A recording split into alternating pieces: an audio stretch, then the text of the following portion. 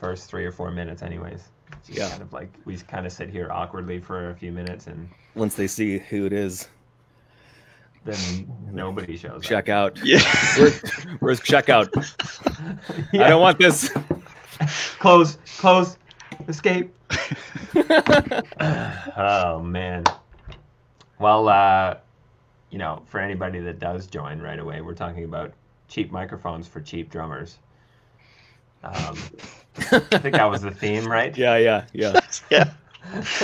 Well, I don't know if you guys know who, I'm going to forget his name now. Frig sakes. Sting. No, he's an engineer. He's like oh God, he's from Germany. I bought his little book, Moses Schneider. No. I don't think he is one. You don't think he is one? An engineer? An engineer. I haven't heard of him. Oh. I think he works on like a lot of like punk and like grunge stuff over there. But he talks about like the verse microphone or the crotch microphone. Oh yeah, dick mic. Oh yeah, totally. Yeah. I mean, we've been using that for a long time, but dude, he does some crazy stuff with that microphone. Yeah. And it's just like a 57. Worth checking out. Yeah, someone else who's the big producer. She does. Have you heard of this one with a garden hose around the drum set and 57 duct tape in like just at the opening of it? What? I forget her name. No, I know who you're talking about. I think like she's super famous. Sylvia. Yeah, exactly. Yeah. She loves the crotch mic, and then she does this garden hose thing. I haven't tried it, but it's supposed to just get this vibe, this nice kind of room vibe. Yeah, Paul's saying Sylvia Massey. Yeah. Paul wins the prize. He also wins the prize for being one of two people watching right now. Yeah. Hey, Paul. Hi, Paul. The Moses Schneider thing is crazy because he does a bunch of like processing after the fact, and he just doesn't give a shit about what it sounds like as long as it sounds cool. Yeah. So he'll gate the crap out of it and ram it through like crazy compression, and it just sounds ridiculous. Mm-hmm. But then blends it in, and it's awesome. I love compression so much that I hate drums when they're not compressed. Just kidding. But like, I'll be practicing and I'll just turn on some compression and like I can't go back. Turning that thing even down just a little bit is so depressing. Yeah, it makes everything sound nice. I have to let 24 hours go by and then reapproach the drum set again with no compression. Like, okay, I guess this is okay. But once that thing's on, whoo. What's your favorite compressor then? Well, my favorite was this the Waves plug-in Kramer Pi. Yeah. I have this Waves pack, a million things, and the Kramer Pi was outstanding. Then I got the Goodhertz, the Wolfpack guy. The Wolf compressor, yeah. Wolf compressor, that's all right. And then I started using like a vocal one, like Arvox, I think it's called. Okay. Because that's just like one thing. Sometimes you know, like it was just easy to use, like just on or up Smash or down or no. Yeah. Yeah. So that's nice. Somewhere in between. Amazing. How about you? What do you use? Are you more are you a plug-in guy, or do you have a bunch of what's it called, outboard gear? I have no outboard gear. Outboard gear is ridiculously expensive, and I wish I had some, but meh. Yeah. I took a couple mixing lessons from Brad Smith in December, and he turned me on to Plug-in Alliance. Mm-hmm. So I went and spent way too much money on a bunch of Plug-in Alliance stuff in December, and they've got some pretty wicked emulations of pretty rare gear. There's a Shadow Hills like compressor, mastering grade compressor that's ridiculous. Mm-hmm. And Fab Filter. Yeah, Fab Filter compressor is pretty wild. But, Plug-in Alliance. Like that one. Plug-in Alliance is crazy. Here comes Jamie. I gotta make a note of that. Oh, Making That a is- note on my that is phone. Oh, he Oilers didn't- shirt. he didn't put in his last name either. That's awesome. Who are you guys? Sorry, I asked for Jamie Cooper and Bill George. You got the right guy. We're good. Okay. Plug-in Alliance. Yeah. Look at Peter's fancy microphone. Yeah, he sounds better than the rest of us right now. Yeah. Some nice, smooth, audible chocolate going on there. Yeah. I put this thing all over the place trying to get just the perfect. I thought if I talk off microphone here, that could be normal kind of talking, and then I can really make a point like this. You can also do like the Barry White thing and just like get right up on it. Yeah, man. Yeah. Well, Don't do that. Jamie's voice is sounding a little Barry White right now. Yeah. It's going genetic. on? It's genetic. Oh man. Well, Hi, Jamie. Yeah. How are you, buddy? I'm excellent. How are you? Pretty good. Pretty good. We're all here. We can start. This is great. We were just talking about Again. again, yeah. We were talking about cheap microphones for cheap drummers. So, we can touch on that again later if you'd like. But yeah, Apex Ribbon 20 something overheads, the blue ones. They don't make them Yeah. anymore. they're like $100 each if you find them. I got them for Used. 90 because they were blowing them out. At Where? L&M. Crazy. Long McQuaid. There might still be a couple floating around. I was looking at those too, actually. Yeah, they're awesome. It's Yeah. like it's a dream mic. I'm just starting to get into some recording myself, since Yeah, I you got are. a bunch of spare time. Trying to learn how to do this stuff on my own. Isn't it the best?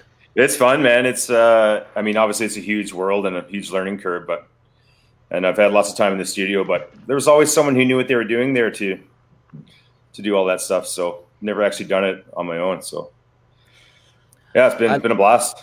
I love how long you can spend on it, and there's no pressure, unless you've told someone you can do one song, and you'll have it to them in about 3 weeks, and then you just can't do it.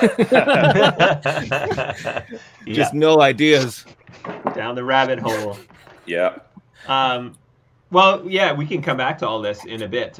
Usually how this thing kind of works, Oh, yeah. we're going to go around the circle, so it'll be like Peter, Bill, Jamie, or however. And introduce yourself, talk about your background a little bit, talk about what you're doing, and then we'll go from there.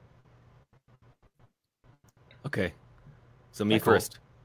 Yeah. You first? Yes. Is that what you said? I don't want to go first. I can go first. Yes. Peter first. Okay, my name is Peter Hendrickson. I'm a drummer. I like cheap overheads, and I started drumming in 1990 or a little bit before that, and in Army cadets. I was an Army cadet, not drummer, and I saw the band play, the pipe band, at a thing, and I just fell in love with the drumming. And then I started getting lessons at cadets from my current, who's still my best friend, Lloyd Martins. He was my drum teacher, and he's been my friend ever since that time. And then I kept doing pipe band drumming in civilian bands until about 4 or 5 years ago. And then a couple of years after I started that, I had a friend in the pipe band who was into the drum set. And at the time, I thought all this whizzy snare drumming stuff was really like the only thing. That's the only thing I ever wanted to do. And I thought drum set was like ting ting ka ting ting ting ka. I was like, this is stupid. I would sit down at his drum set and go like, oh yeah, I can do it. And then what do you do? I don't like this at all. And but then he would show me some videos, like all the Buddy Rich stuff with Dave Weckl and Vinnie Colaiuta and Steve Gaddon, and he had all his videos and the Picaro video, and I was just like, okay. And then I started practicing that hardcore. That was in Calgary. Then I moved to Edmonton for Graham McEwen. It was Graham McEwen Community College at the time. Then started playing in King Mustafa, local ska band we all know, and have probably all been in it. And Sounds about right. it's an institution. And then I went to St. FX out in Antigonish, like where Jamie went.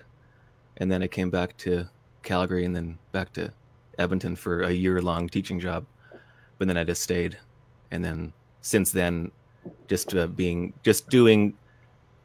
for whoever will have me, like I think we all do, and all of us here. So like all the local people were Colleen Brown, my buddy Darren Frank, and my band at the time, Yes Nice. It was the only band I was ever in, I think. Yes Nice, and then recently like Nuella Charles and Ellen jazz singer Ellen Doty. She's fantastic. Woo! And then that was besides this live streaming thing, the only other live streaming thing I had ever done was with her for the National Arts Center in Ottawa just about a month ago. We went to the Riverdale Recorders studio, and that was a great experience. They had a nice Zoom microphone up and mic'd the whole thing up, and we did a live performance for about an hour. It was super nerve-wracking. There's just something weird when the audience isn't there where, I don't know. It's like you feel like you're in a petri dish. I saw it. You sounded terrible. It was awful. I was far away enough that you couldn't see me going. Yeah. No, I did see that. I talked to Harry. I talk to Harry every time he does one of those, and I'm like checking in and watching it. It sounded great. It was really good. Yeah, I caught some of it too, man. Killing it. Cool. Yeah. You didn't look scared. That was my last gig, and it feels weird. It feels like does anyone else get this feeling where it feels like you're not a drummer anymore? I'm still I still practice and record and do stuff and teaching, and the hands are always going. Yeah. But I feel like my career is over. I felt like that for a long time, probably a couple of years now. Yeah. That's funny. Well, that's great. Anything else you want to add? Recently, like the last few years, it's been my dream to have a drum recording studio in my home. So I've got that, and I built all these nice the buff panels. Jimmy Buffett's The buffer. Yeah, panels. Gobos, panels, whatever. Panels. Yeah. I can crank out a panel for $15. That's what it costs to make it. I thought I would go and do a side hustle of making these panels for people, but by the time I made 16 of my own, I just that's it. That is it, man. I was going to say, I'll take a couple. Yeah. No, you won't. Well, I can show you exactly how to do it. I could get back into it. It's pretty easy. Yeah. It's just, after building a few, you kind of had enough. Yeah, I bet. I have to rebuild all of these ones. They're not thick enough. Yeah. And then I have to build a cloud for here and a cloud for back there. And yeah, it's fun. It's fun getting into this stuff. Well, now's the time, I guess. Yeah. So I'm really into that, and it's like I finally ordered a really nice camera. Well, not really. It's not like it's an entry level mirrorless camera. This is the Canon M50. I watch or I listen to the Modern Drummer podcast. Did you guys ever listen to that? Yep. I've listened to almost every episode, like a total dork, and it's good, right? It's nice to. Yeah. It's like Modern Drummer magazine, and you don't have to read. Yeah, I think some of the interviews seemed a little contrived and a little stiff, but they're great. Yeah, makes me feel like part of a family kind of thing. But Totally. I ordered under their recommendation. I ordered this camera with this really hot wide angle low light lens that'll start. I don't know what I'm gonna do. Either make my because I teach a lot, and I'll always do a follow-up video for a lot of the students, and it's just on my phone or whatever. And I thought I'd use that to do that, or like to not customize it. Like, okay, David, today we were working on flam paradiddles, and here's what you're gonna do to them. But actually, just instead of personalizing it, every time I get a new video to do, I'll make it like I'm making it for the world. Generic, yeah. Yeah, and then actually make them public because they're all unlisted. That's a great idea. Cool. That's me. Cool. Sorry, that was the long time. It's great. We have time. Bill. Yeah. So my name is Bill George. I have some, similarities to Peter. I mostly grew up in Calgary. I started playing, I think it would have been around 91. And that was really my brother bought this totally shit Maxwin drum kit, and he just kind of set it up, and he really wasn't great at drumming. He was actually pretty good at bass. And I just somehow kind of picked it up.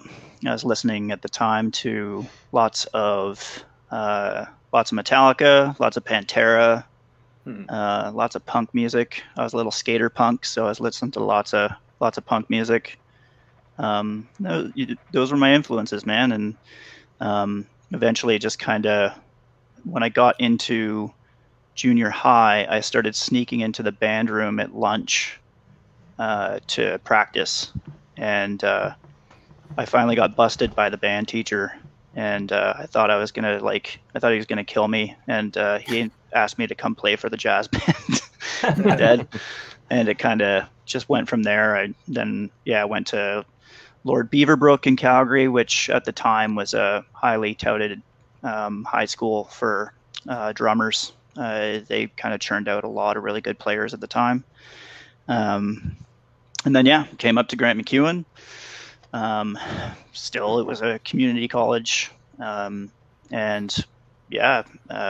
that, I played in bands like Portal, Moto Trio with Jamie Saft, with Wayne Horowitz, Prequel, Gerald Dubik, Lyra Brown, the legendary Lyra Brown, Soulja King Mustafa, of course. I did one gig with Charlie Tuna, Red Ram, Gravity Collective, and then, Reclaim stuff at Black Dog with Ruben, and Decidedly Jazz Dance Works.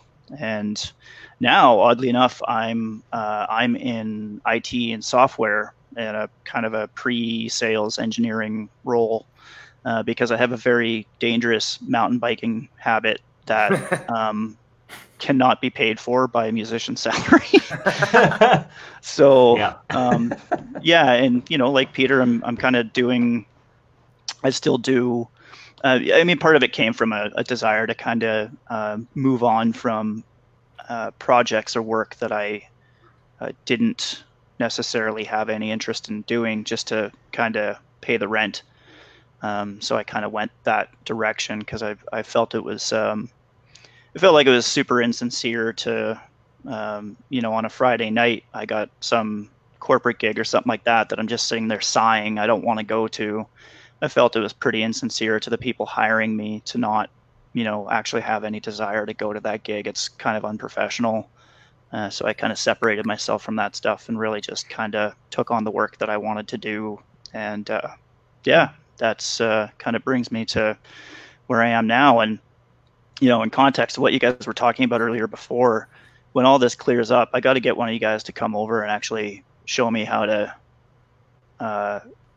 set the stuff up properly, because I'm a recording Luddite, man. I have some microphones, and I think I got like Native Instruments on my Mac, very old Mac, but I could still use that to actually do all the recording I needed to do. When it comes to that stuff, I am useless. That's where I'm at. Jamie. Hey, I'm Jamie Cooper.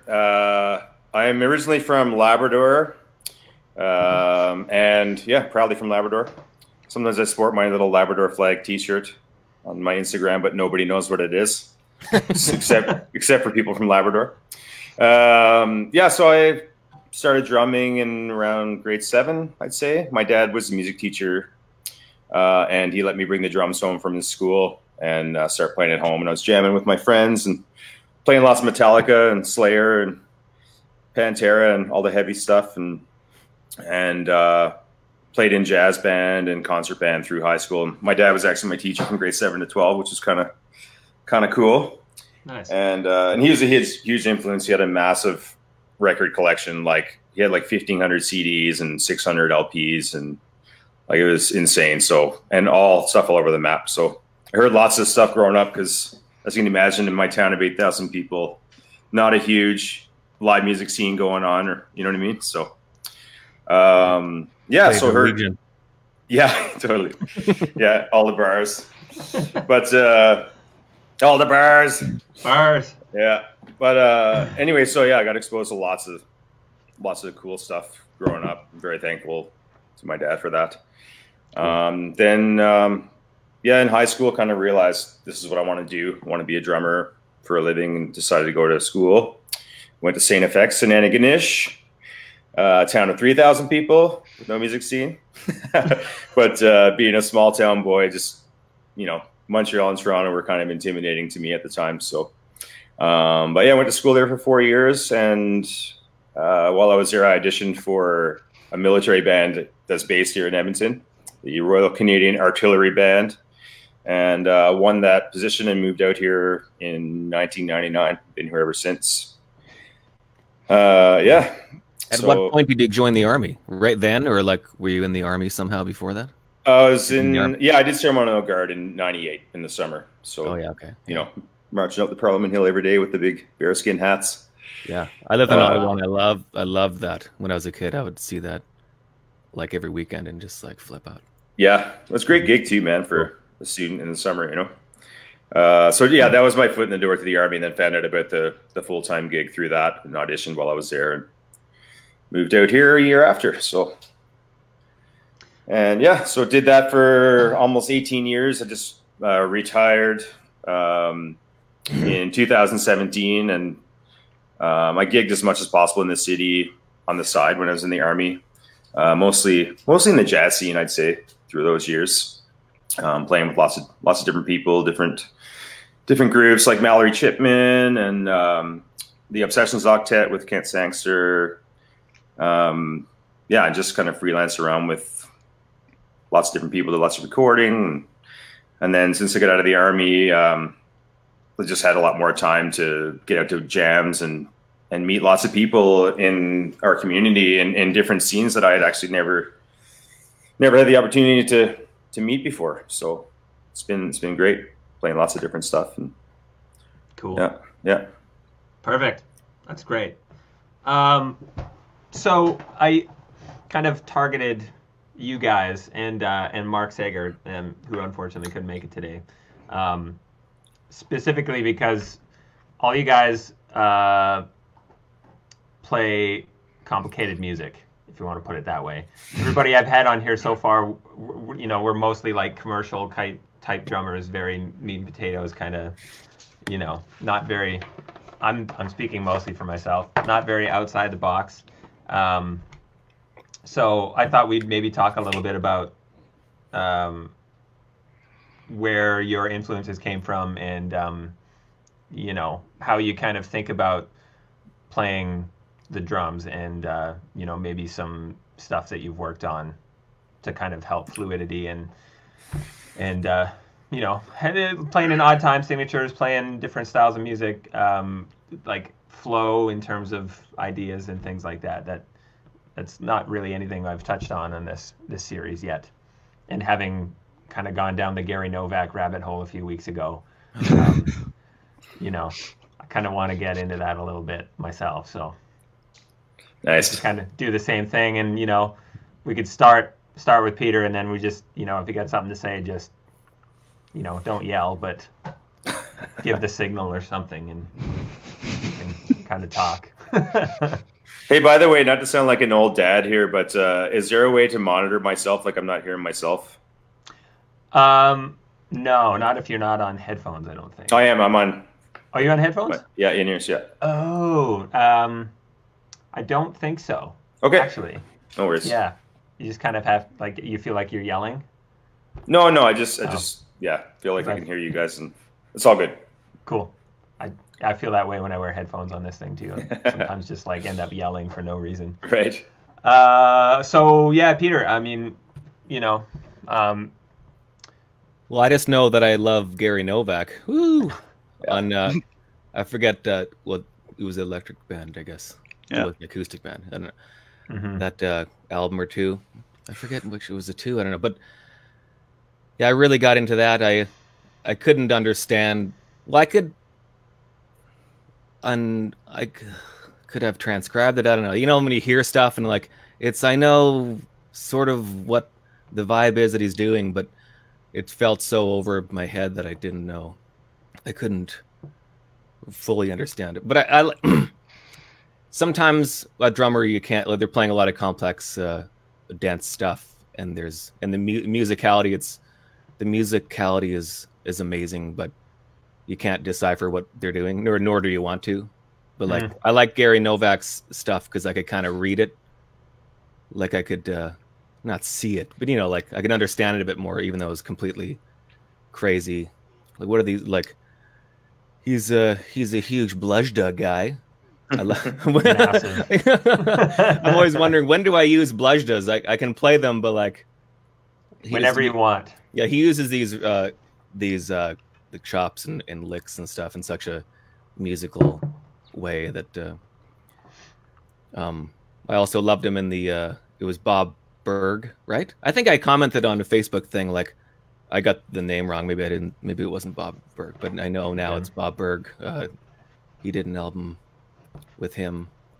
I love guys like that can play the most out there, complicated music, but then also play with Alanis Morissette. And not that that's not complicated, but it's a backbeat. They just lay down. That's when I really like. That's when I went back and looked at the Chick Corea stuff. I think it was then when I heard him play for Alanis Morissette. I'm like, who or what? That's heavy. Is this? So good. He's so many cool things. I think he's touring with Idina Menzel right now. You know, like the Frozen, the actress that sang that big Frozen song. Yeah, he was in Wicked on Broadway. I think he's touring with her right now. Mm-hmm. So pretty straight up, but and he's one of these big LA section drummers. You know, there aren't there are a few of them that get all the calls, and he's one of them. Mm-hmm. That's cool. Yeah, odd time stuff. I don't know. I'm always like, I don't know how to approach odd time. I like all the Sting. I was turned on to the Sting odd time stuff where like it was put to me that Vinny is trying to make it feel like it's in 4/4 or like that kind of a continuous thing. So I like that. Yeah. And I was always not always, but like mentioned too that it's cool to not exaggerate the one every. It's a fine line between like not wanting to emphasize beat one every bar, but then not wanting things to fall apart. That's a weird place to be. I don't know. Mm-hmm. Anybody else comment on more odd time stuff?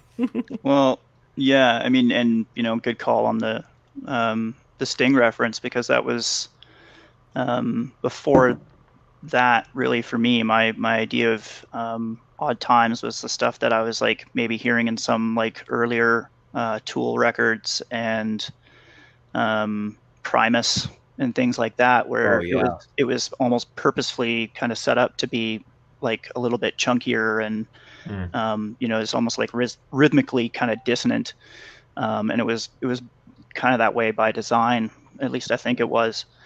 When I got into the I mean, I was always into Vinny, and Vinny was really the guy that kind of gave me that drive to kind of go deeper all the time. He brought this, you know, this certain kind of complexity and physicality to the instrument that I was always very, very curious about. I'm pretty sure a lot of people could probably relate to that. Yeah. And what he did in just 7 days and things like that, where he started playing more in 2-bar phrases over 7, over 5, and things like that. Actually, I think in a lot of ways he standardized an approach to odd times that I think a lot of people actually swear by today. If you get rid of that downbeat of the second bar, you're making it instantly relatable because you're expanding the phrase, and you're making it seem like you're not, you know, chasing ones, which is what I always call it. And don't get me wrong. I mean, the longer the the longer the phrase, like if you look at something like 11 or 13 or anything like that, that feeling of chasing the one starts to go away.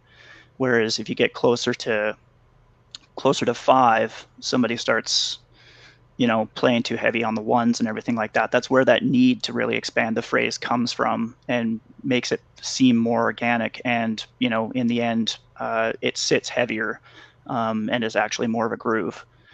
And I think Vinny standardized that, personally, because I can't really think of, like, I mean, Mahavishnu and all the heavy, like, progressive guys in the past. I mean, they all played odd times really, really, really well, and it was beautiful music, man. But Vinny kind of just he brought that phrasing over the bar line to the forefront, and you could even hear it on like the earlier stuff that he did with Frank Zappa.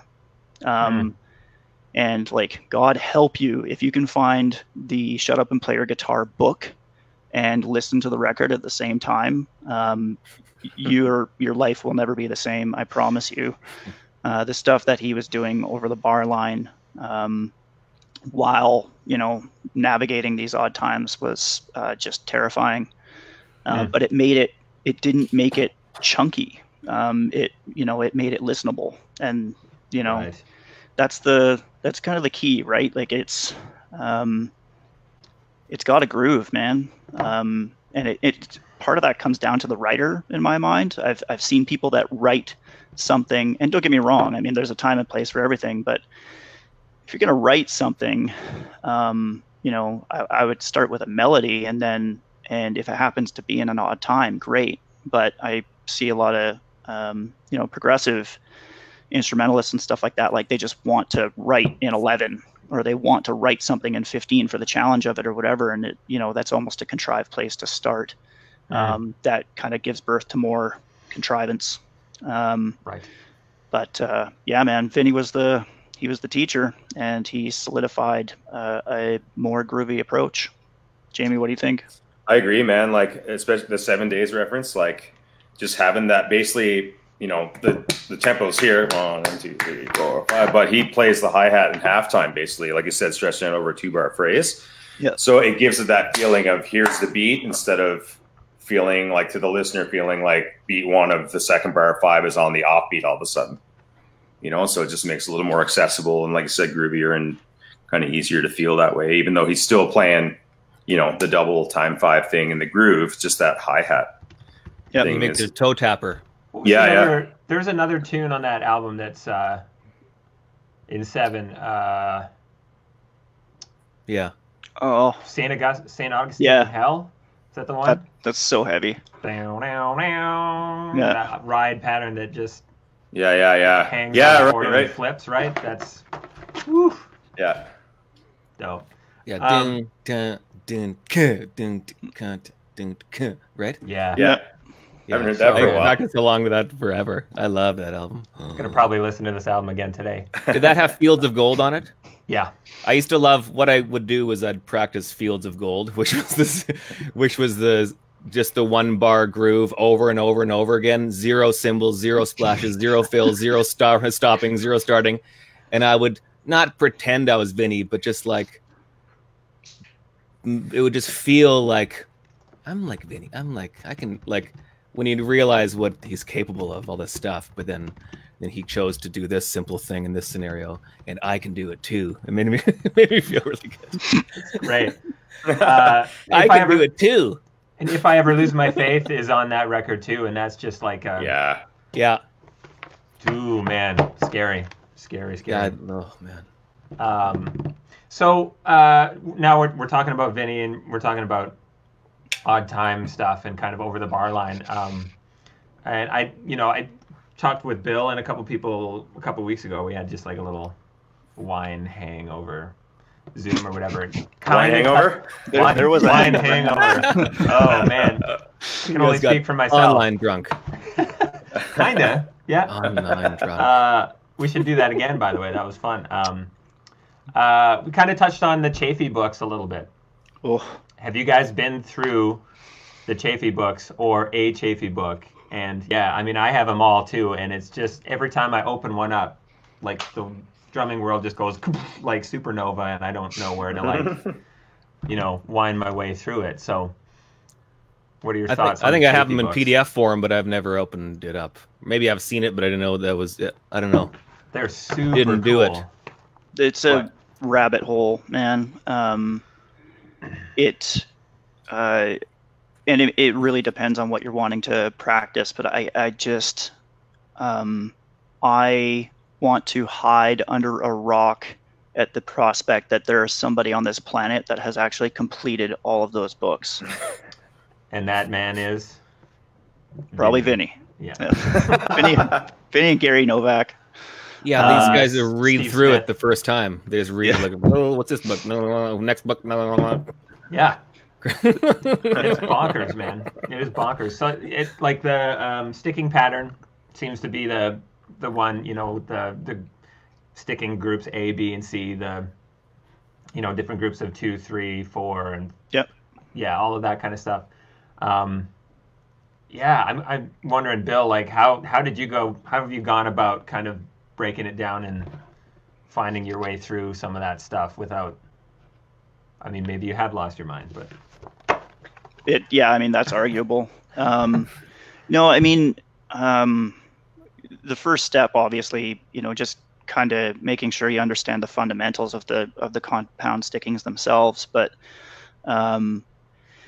there's other stuff I wound up doing, and this is kind of the thing I tend to do with books, and maybe I shouldn't, but I tend to, I think creativity, generally speaking, is something that you should always embrace, not in the way that you should just sit down and start wanking on the kit, but in context, right? So with one thing I did with sticking patterns was I'd take the compound stickings and of course practice them in context, and Peter, I'll actually kind of get back to that in a second in relation to something you said earlier, but I started taking the compound stickings from sticking patterns and started putting them over top of was it rhythm and meter patterns?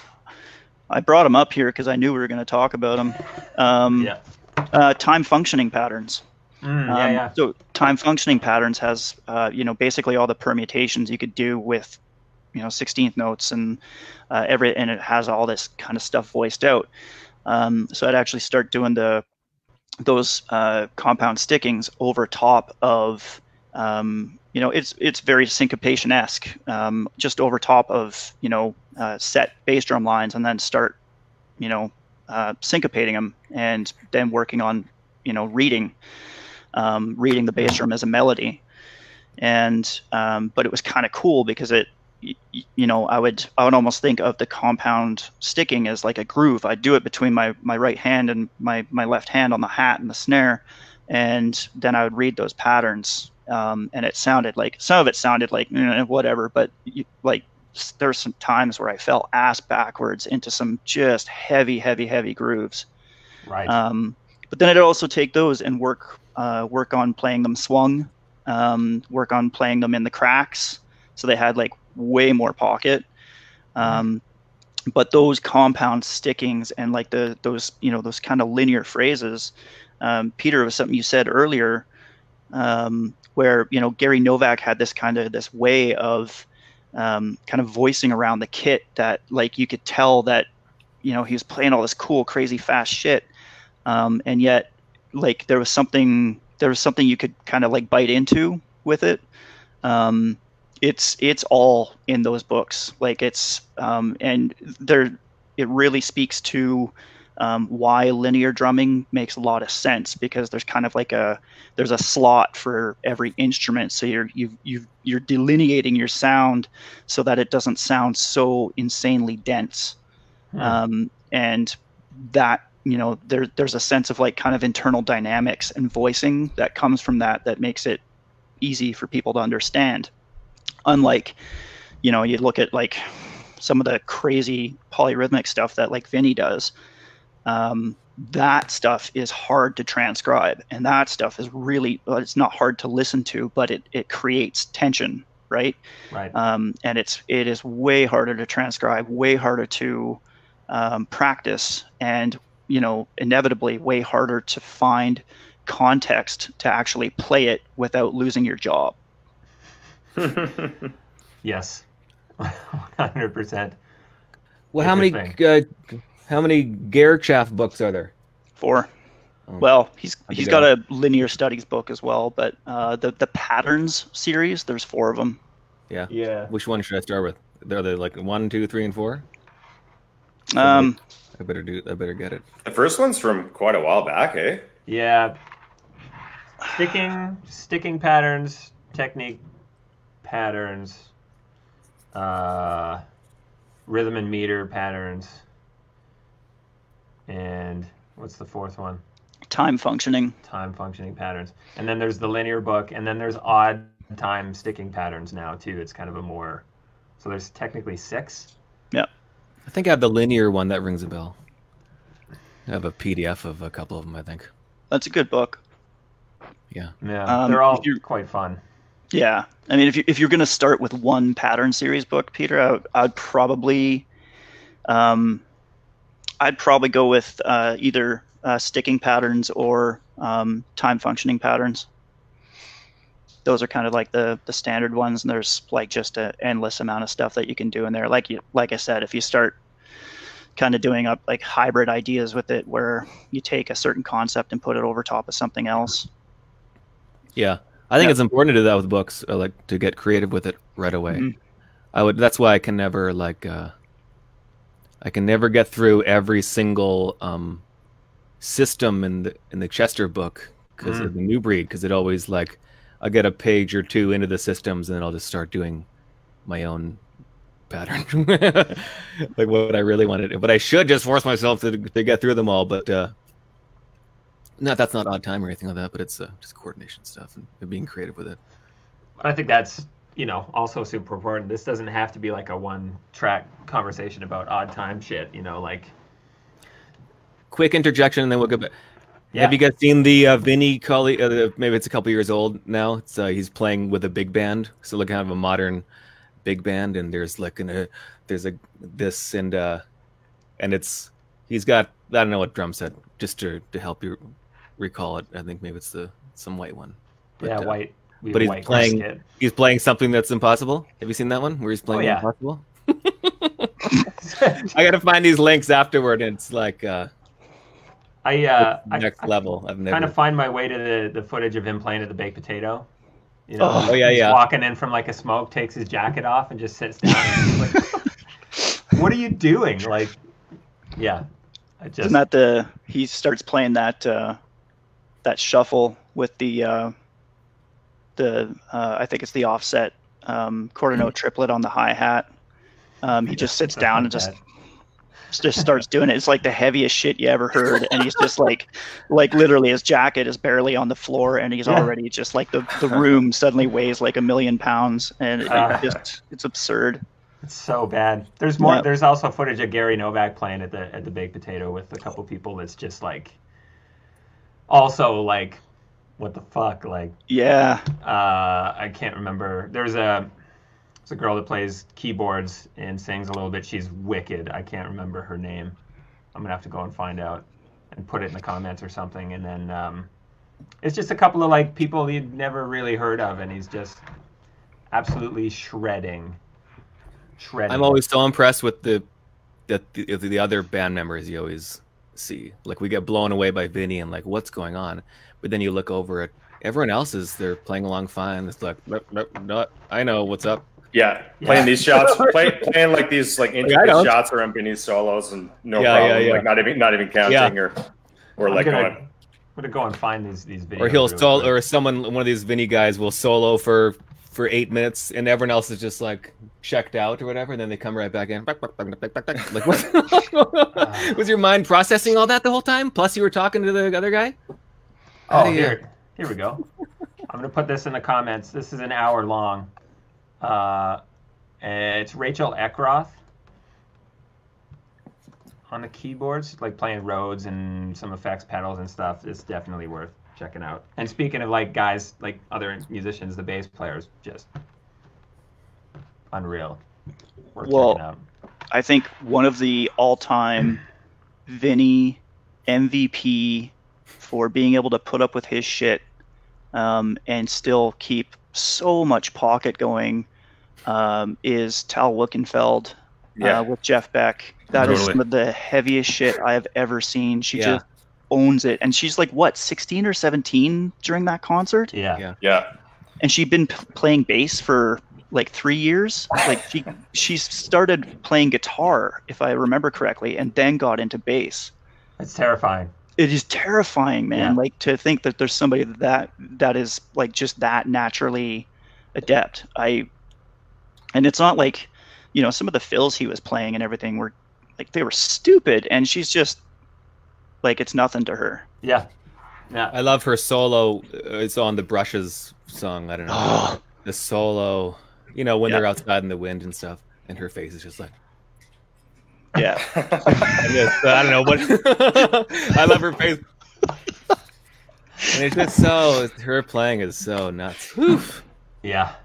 The solo has just killed me. Let's go repeat. It's pretty bonkers. Who else is up here? This is bad news. Oh, Jeff Lorber Fusion Trio at Baked Potato. Yeah. Okay. Well, I've got my day planned out now. So I guess, you know, like, what are you guys working on right now? What's going on? Tell me about what you're doing on your instrument, or what you would like to be doing. Jamie's working on fills. Yeah. Actually, I've been working on trying to write some tunes, which is something I was terrified of for a long time. I really sucked at it in composition class in university.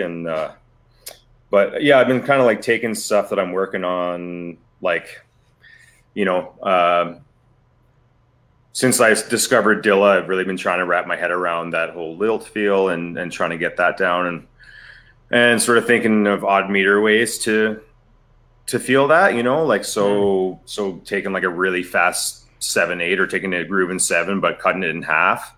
So like, you know, it's like 1, 2, 3, 4, 5, 6, 7, 1, 2, 3, 4, 5, 6, 7, and then putting the kick on 1 of the first bar and snare on 1 of the second bar.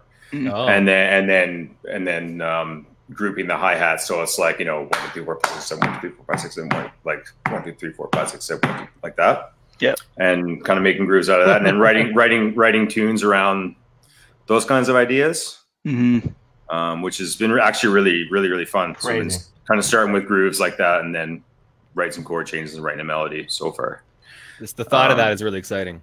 Yeah, it's a cool feel, and you can really mess with it. You can play at that kind of like halftime feel, or then you can go into like, you know, double time 7 within that, and there's a lot of possibilities in there. It's a lot of fun. Yeah, man, I remember seeing you had played some of your original stuff at Yardbird. I think it was last year. Yeah. And oh man, I pitied your band so much. Me too. I felt bad. I was like, I wish that you guys are making more money, and you know, you guys are gonna hate me. Like, like everything was like, I honestly couldn't form a sentence after that show. It was just one hour set, and I went to the Big Dreamer Jam after. I remember, and I couldn't even talk. Like, Harry's like, "Do you want to play?" I was like, "No, man." I'm just like, my brain was oozing out of my ears. But I love that. You know, it's fun to do that every once in a while, just to play super you challenging start talking stuff. in numbers. Yeah, totally. What's up, Jamie? Yeah. 1, 2, 3, 4, 5, 6, 7, 1. God, he's possessed. Yeah. Amazing. Yeah, so I don't know. I guess I work on a lot of polyrhythms in terms of like implying different things over 4 or whatever, you know. So lots of ideas of 3 or 5 or 7 or 9 kind of thing, and trying to weave over 4/4 with those ideas in a musical way. And like another tune I wrote kind of has like a 4/3 kind of idea. So like the tempo's here, Oh, I like that one. and then the ride is just playing like dotted 8 notes the whole time, and then the kick lines up with some of those dotted 8th shots on the ride. So, and then it's going to wrote a tune around that. So yeah, I'm just having fun with things like that, like things that are kind of rhythmically complex, but don't necessarily sound that way, you know? That's right. That 4 against 3 one is like really sophisticated. I love how, yeah, it does. Yeah, it sounds really nuts. Thanks, man. It's actually, I called it past the GD butter. You guys remember that 4-3 thing? Yeah. That's the goddamn butter. I've got it. Now what? Yeah. Explain it to me. And then there's the one for 5 or 2 or something. Also, it's another. Oh, I don't know that one. I'd love to know what that one is. Give me the barbecue. I don't know what it is. It helps 0. Yeah, right. When you figure it out, you can film it on your new camera and put it up on YouTube. Yeah. That'd be great. Oh man, well that's really cool. So, you know, like writing an album, or are you just kind of like writing for writing's sake, and whatever happens after that? Yeah, I mean, I'd love to eventually do some sort of recording, but it's just, you know, life and stuff, and it's just further down the priority list, you know. So yeah, it's hard to get to it, but yeah, I want to do some more of it for sure. Like I said, I sucked at it 20 years ago in university, but I think just having played music for 20 years professionally and played all kinds of different stuff, and, you know, I just have a better understanding of music in general. And so right. the writing comes a little easier now at this point. So it's actually, yeah, I'm having a blast. It's super rewarding, you know, and I get to feel that feeling of that people always say, you know, oh, my tune comes to life, you know, bring it to the band. And it's fun hearing humans, your favorite human musicians playing, you know, doing their thing on your tunes and hearing it come to life. It's great. Awesome. Yeah. Right on. Who's next? Who wants to talk next? I'll go. I think right now I'm mostly because I mean, and Jamie, you kind of hit it right. It's like #adult life. It kind of makes your priorities for you. But I'm, you know, the kit time I'm getting right now is kind of heavily focused on my left hand, leading with my left hand, doing open-handed playing, not for the sake of ever playing it on gigs, but just to kind of, you know, solidify, because there is so much more rhythmic prowess by design that comes from a drummer's right hand, or whatever the ride hand is, their hi-hat hand. Generally speaking, there's more need for multiple groupings and everything like that comes from that side of the kit. And you know, you practice your ass off when you're in school, and you get you know, a fair degree of balance between the, you know, the two sides. No kidding. As soon as you get out of school and then somehow fast forward to me being like, you know, 41 and slightly overweight, suddenly my left hand is like just this useless mob of flesh that like dangles from the side of my body, and it's a mindset. It's a mindset thing, right? And it's just kind of drilling that physicality into it, and the benefits that come from it make themselves immediately present. So like, I mean, I can do an hour of, you know, working on funk shuffle or something like that with my left hand, and then start doing compound stickings or whatever. And the degree of precision and accuracy around the kit it's immediate. Cool. Like, you can feel it, you can hear it. And of course, then that plays into itself. You become more confident, and that comes through as well. So that's kind of been a lot of what I've been doing. But I'm always kind of going back to either my old Efren Toro book and working on things, basically anything over 2, listening to odd groupings over 2, and listening to the upbeat and trying to play different rhythms over top of essentially anything over 2, 3 over 2, 5 over 2, 7 over 2. Because that's, you know, it's kind of one of the best ways of really hearing any odd grouping is actually hearing it over top of 2 rather than just like a set thing, 1 2 3 4 5 1 2 3 4 5 1 2. If you can actually hear the upbeats, your ability to play organically within it gets a lot higher, and really actually solidifies your sense of time and your sense of pocket, and allows you to kind of, I don't know, manipulate things more easily. So that's kind of like my that's my staple stuff, man. Cool. I've looked high and low for that Efrentoro book, and it is not anywhere. We can get together at some point. You can maybe do some scanning. Cool. And I hate to say that, but it's like, yeah, man, the guy does not make that book easy to find. He's got another book called All of Rhythm that really discusses his concept. It probably takes like 45 minutes to read. Right. And I'm a slow reader. But it really kind of, lays out the groundwork for everything that you would do out of, the other book is called 2-3 or Not 2-3. And it is a terrifying book. 2-3 or Not 2-3. I know. That's great. Yeah, it's such a whimsical title for something that just is like creates nothing but like existential dread. And like, just, yeah, man. Amazing. But it's an amazing book. Yeah. Cool. Excellent. Peter? Well, don't look at the camera. With the well, what do you want to know? Oh, what are you guys doing here? look at my finger. Look at my finger. Well, time is like, I mean, like time, like it's. I wish I had it back with. I had so many years when I was younger, but like I'd have this jam space for this long and then this jam space for that long, like nowhere to practice. And now I finally am in a house and I have my dream studio, and I just have everything, and there's like zero time to do anything because family life, and so it's tough. I don't know, Jamie, I don't know how you do it. Oh man, I don't get a whole. I honestly have like a hour and a half or so window during the day right now, which that's why I'm here. Actually, it looks like somebody's just woke up. Oh yeah. Oh yeah. Go get him.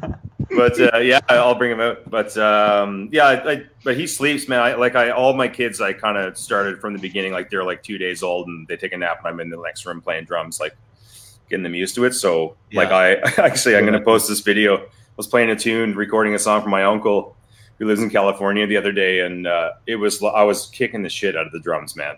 Like just hitting him as hard as I could. And I had the monitor next to me, and he's just like out. Just slept through the whole. I mean, he's in the opposite end of the house, but it's still loud. But anyway, so I can do some playing when he's sleeping, which is great.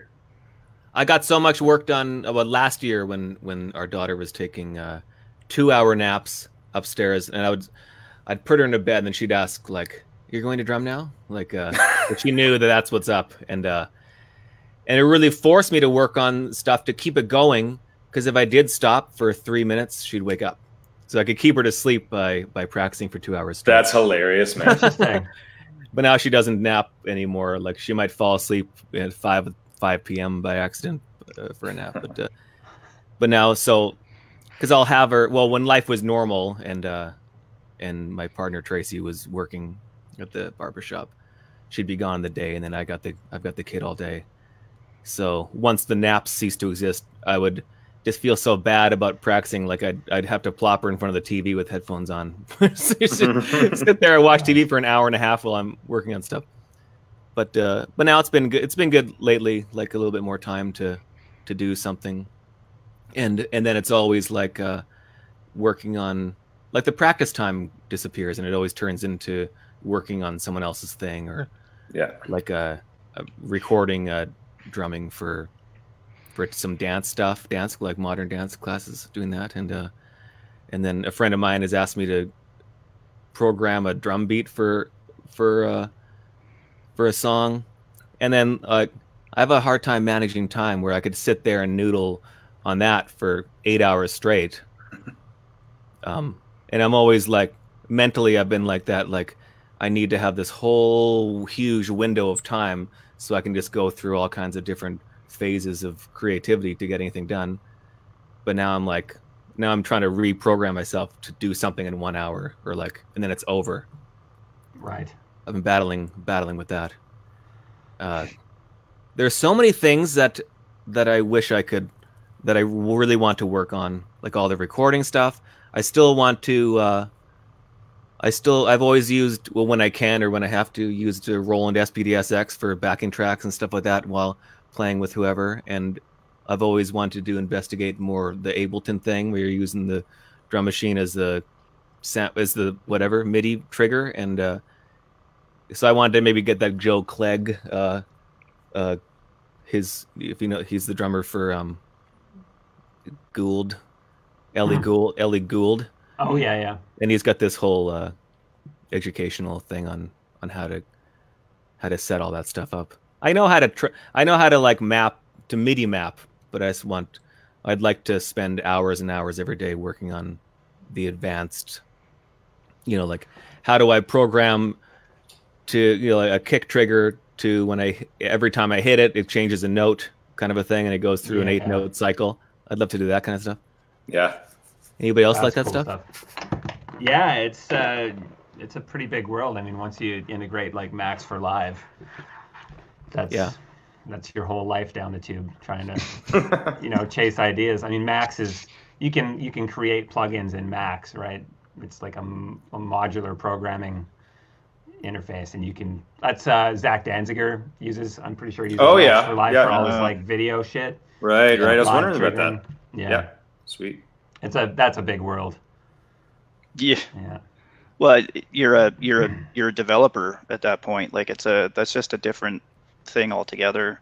I think it's one of the challenges for me, where if you do kind of have, you know, limited time because of adult life, and you know, we were talking about this earlier, where I, you know, like I said, I'm a gear Luddite.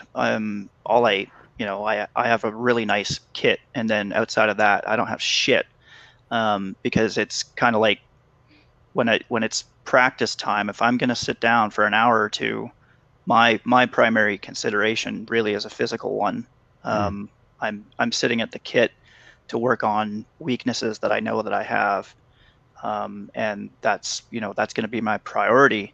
Whereas, you know, when I start thinking about, Jamie, before you got on the call, we were kind of talking about, you know, what we actually use, and I've got like I've got native instruments and stuff like that on this old Mac, and when I think about, like, it would be perfectly possible to do something with that, but then I actually think about the amount of time that goes into like actually getting all that gear set up, all my microphone set up, you know, and everything like that. And this is something I don't do regularly, obviously. It's kind of like, can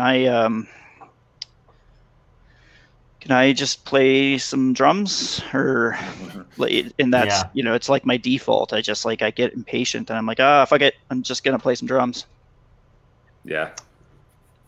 Yeah, I have to admit, I get a little caught up in the technology side of things, a little more than the drumming side of things, and it's kind of annoying sometimes. You know, I sit down and start playing and start messing around with compression and mic placement and stuff, and before you know it, 4 hours are gone and haven't worked on anything, and it's not good. Yeah, I never wanted to, or I want to now. I'm into it now, but like years ago, I saw the spending time as a drummer, spending any time doing any of that recording stuff and like tweaking this and spending an hour moving this around. Like I saw that as, I don't want to do that because I don't want to take away from my drumming at all. Mm-hmm. And now as I see myself doing that, like, well, I've been turning this knob for an hour and a half, and all the drumming I did was boof, cat, and that's you just feel your hands seizing up, and like all I can do is type now. Oh geez. But it's so awesome.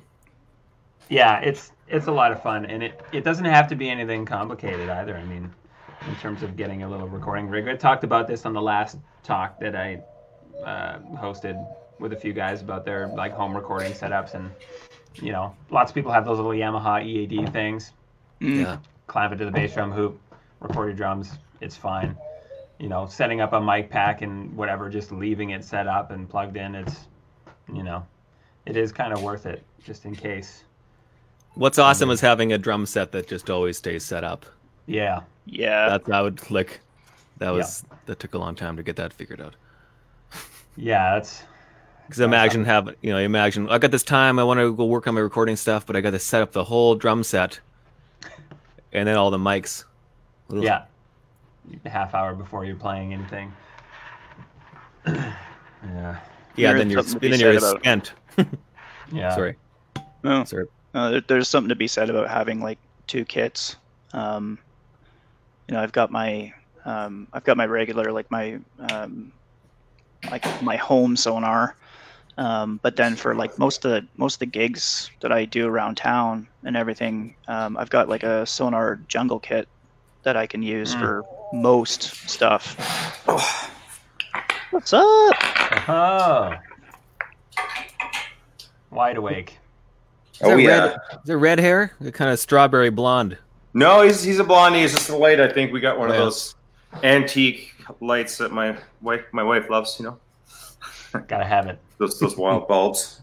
Isn't he cute? Oh my goodness. Here, put this in. Listen to these guys. I don't think he wants to listen to that. Yeah, it's like. Yeah, we can keep it 18A right now without. Yeah, exactly. It's okay. He doesn't. Child.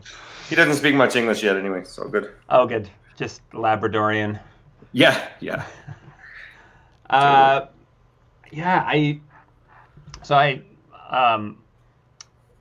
don't want to ever really talk about myself too much on these things because I get to do this every week and probably gets annoying. But I started taking lessons again 3 weeks ago, and have I'm learning how to hold the sticks again and how to essentially play from the beginning. And man, what a frustrating journey. So hold the sticks again, like he's wanting you to sort of change your grip altogether, kind of thing, or? Yeah, I mean, I want to change my grip altogether because I went from holding the stick like this, and playing like that, and now everything's opening up again. Mm-hmm. Okay. Look at the gap there. Gotcha. Holding it in the fulcrum and actually having some kind of facility with at least my right hand. I feel like Bill with my left hand. It still feels. You might as well amputate it. It feels so bad, but you know, like learning how to hold the sticks properly again is kind of now affording a little bit more. What I'm trying to say.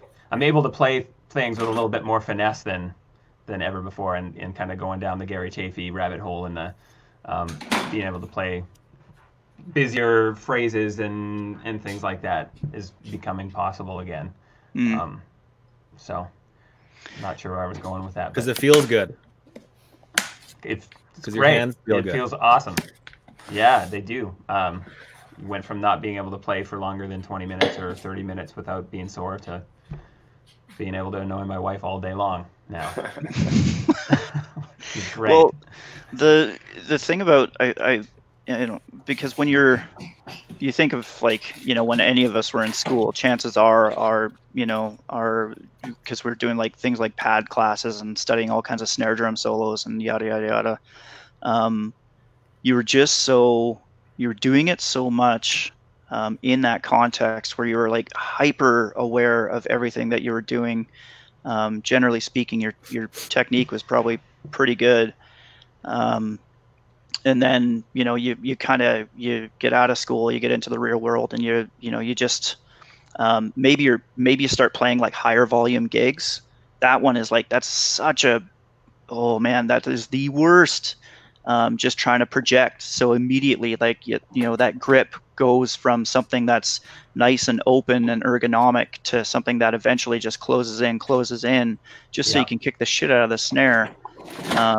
And that, you know, that certainly happened to me along the journey. But the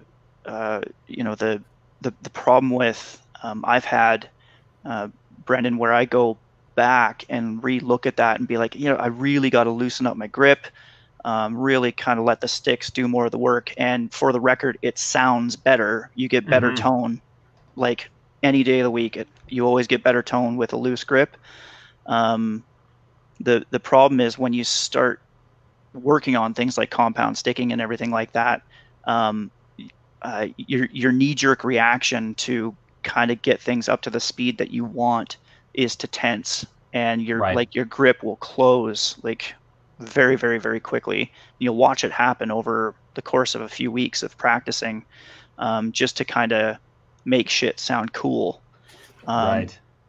And it's like, it sucks because like, yeah, if you're going to go back to that, if you're going to go back to square one and do that stuff, it's like you seriously got to commit yourself to it and just kind of let things sound the way that they do, and play slow and open and just kind of enjoy that process. Because yeah, like I've found the need for the need for speed kind of spoils people's technique pretty quickly over a pretty short period of time. I think that's exactly what happened. Went from playing in school and being conscious of things, and then going to the loud gigs and feeling like you have to thunder fist everything instead of using the proper motions and everything. So it's an interesting process, starting from square one. It's bad, but I think like having this time where there are no gigs and nobody's seeing me play it's nice, And now's the perfect time to do it. Yeah, Totally.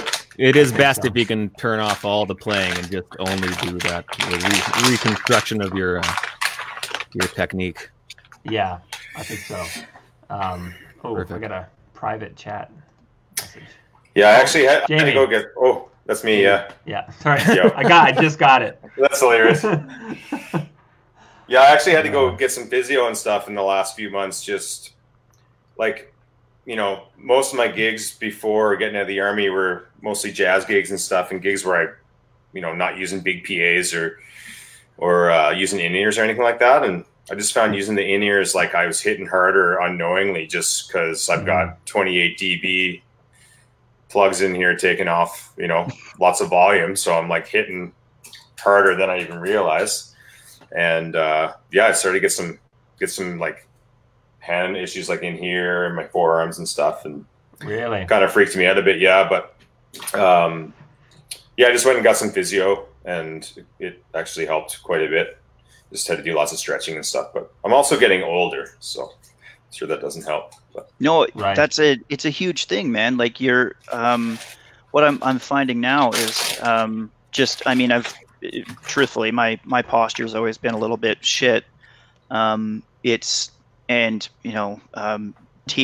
but I've got a little bit of a belly now, and the way it pulls on my back when I play, I can feel it in my hands. Like everything kind of just hurts more. There's something to be said about like regular exercise and eating properly and what that does to your overall ability to play the kit consistently in the way that you would like.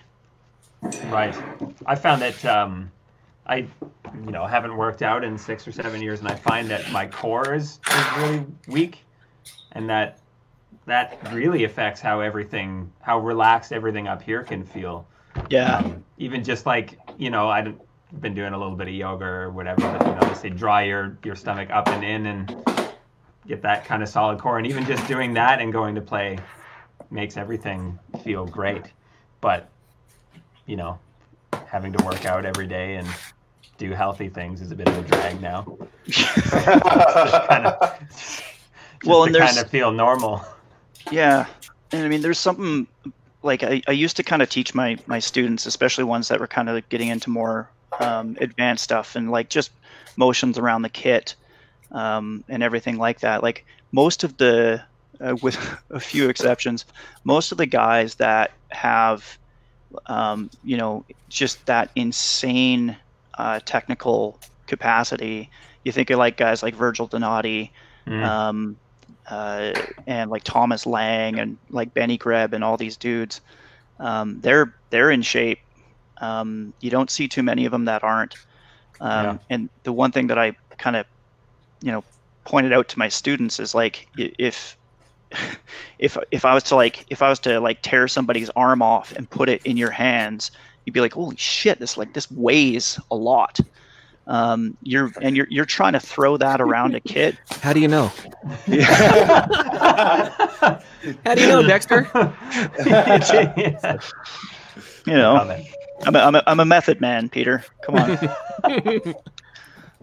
But it's like throwing that kind of weight around without a core foundation, and really without the muscular foundation in your arms and in your shoulders and in your back to do that, is you can eventually hurt yourself, and you're never going to get the results that you want. Right. So let that be a lesson to everybody. Yeah, that's right.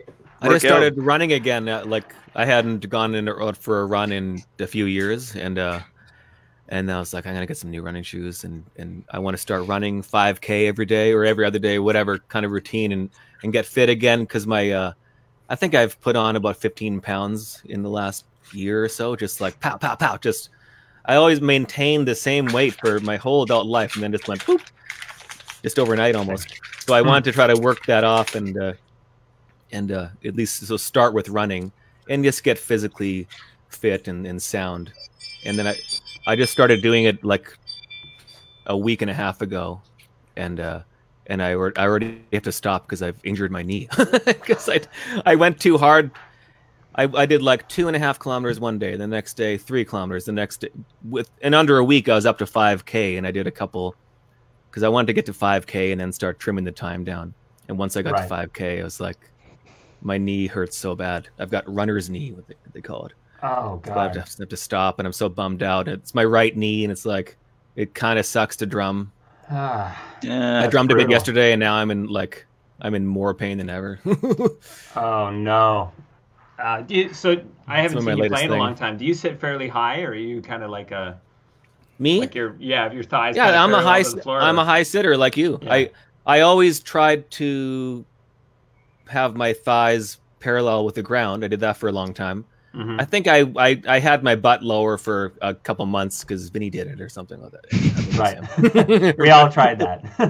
and I've been slowly. It's like every time I sit down at any drum set, it's just like the stool gets higher and higher. Oh, that doesn't feel right anymore. Higher, higher, higher. So I've had to stop. Like I've just no more high. But right. I think I have a downward thigh angle, and I like it. It feels like I can play faster with my feet, and right. I have pretty straight posture, and I focus on that while I'm playing. And right. Yeah, I sit high. Well, I think sitting high is where it's at. And I've lowered my snare drum considerably over time too, which is nuts. Yeah. Do you angle it away too, or keep it? Yeah, angle it away. I'm almost like Daru Jones. Nice. Oh man, gnarly. There are quite a few guys play like that. Like Aaron Sterling plays like that. Yeah. And he's Keith Carlock. Keith Carlock. Yeah. That's. I mean, if you're gonna play traditional, man, if you're gonna dedicate yourself to traditional grip, that's the ergonomic way to do it. Mm-hmm. Yeah. And I mean, you look at Vinny still playing traditional, on what is essentially a matched grip setup, and like the slope from like right to left on his shoulder is pretty noticeable. And even Dave Weckl too. Like, all those guys, man, they I can't imagine that, like, their backs must be killing them.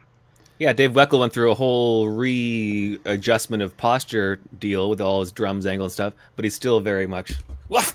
Can this happen more? Wake everybody up. He's very hunkery. Yep. Still. Yeah. Yeah, it's Matt funny. Chamberlain, he plays with like the max grip setup too. Right. I think we talked about this On I brand. don't know if I talked to about with Bill or if this was on another one of these streams, but these guys that we like put up on pedestals, guys and girls, I guess.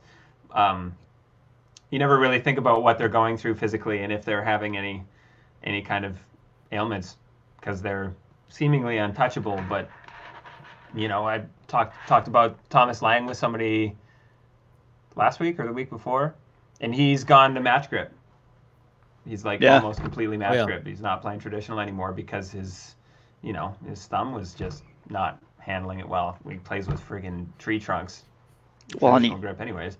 You see like his stick heights, right? Like just like that's, there's not enough surface area there to kind of deal with that, at least in my mind. Mm-hmm. Yeah, man. And it who was another, when I was in New York last year, I went to 55 Bar and I saw Ari Honig play with, I can't remember the guy's name. He's the head of guitar at Berkeley. And the bassist was so good too. It was just like so sweet, man, being in like that little club, seeing those dudes. And like Ari just like walks in with his cymbals and everything. And one of the guy I'm sitting next to at the bar just looks over. He's like, "Hey, Ari, how's it going, man?" And like they just start having a conversation. And of course I'm losing my mind. And he was talking to the guy about he had just he'd gotten surgery on like his wrist a couple months previous, and he was still in recovery. And so but what was interesting is that previously, like when I've seen Ari play live, and Jamie, I'm pretty sure you've seen him. Peter, I don't know if you have, but like he was like the tension master. Like the dude played so tense, it was crazy. And he's smooth as butter now. Probably because doctor's orders. Right. As a side note, the stuff that he played with that guitarist, it was more of a fusion thing, and instead of like the regular Ari thing. So it was something that not really many people have seen or heard Ari do. Interesting. So is there a heavy. recording? It was so good, man. No, I wish. Yeah, it was mind blowing. But yeah, man. I mean, these are Ari Honig's one of the undisputed best jazz drummers in the world. And when I saw him, he was in recovery from wrist surgery. So the physicality of the instrument can just beat the shit out of you if you don't do it right. That's right. Especially going into our old age. Yeah, because anything can kind of fly when you're young. Yeah. And speaking of old age, I mean, about 3 weeks ago, I was supposed to go see James Taylor, and Steve Gadd. Speaking of old, was in the band. Well, it's Steve Gadd, like 70, 76. Yeah. Is he 76 now? Something but he's like that. always played the same kind of way, like we saw him last time he came, and I've never seen anybody play so quiet in an arena. He's playing his hi-hat, and it's just like, yeah. But it sounded like Steve Gadd. It was incredible, but not having that impact all the time. I mean, when he hits hard, but it's very seldom, and it's only for like punctuation. But just that kind of like finesse and everything, and oh man. Yeah, volume is interesting, and as contemporary music keeps progressing, some of the we've all seen some like just deadly like Instagram stuff from people that like we have no idea ever existed. These are people that probably have like day jobs, and they're throwing down some like ridiculously heavy shit. But like some of the volumes that I'm seeing people play at, and some of the stick heights that they're playing at, like I can't imagine it's sustainable. Like, and like the desire to do that is beyond me, because realistically, like drums have a volume threshold. Right. The point of hitting them just that much harder escapes me. Hitting your cymbals any harder, like they're not going to get louder. They're just going to fucking break. Right. And sound shitty. Yeah, well, that's just it. right? You beat the shit out of a drum, you know, with your grip all tensed up and everything like that, and it sounds like garbage. You can hear that through any PA. You can hear it acoustically, especially in a recording setting. Above all things, it sounds like crap. I think that's the thing that also happened with my playing is my dynamic range from like university to now went from like this to like this. Yeah. Right. There's nothing down here anymore. Yeah.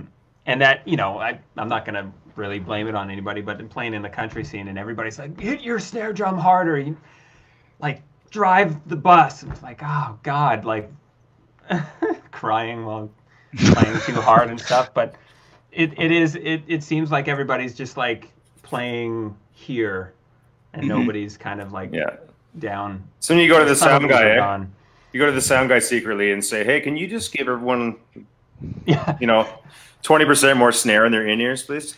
Oh, totally. And I mean, that's what I get. No one asks for snare. That's the problem. Nobody actually asks for snare. It's true. No one asks for any drums ever. Or if they do, it's a joke, right? Hi-hat.